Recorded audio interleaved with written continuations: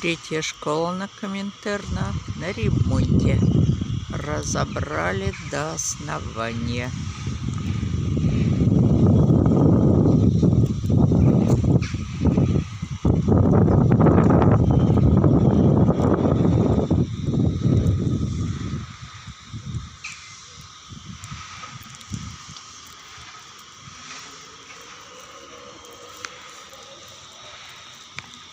Да, ремонт идет.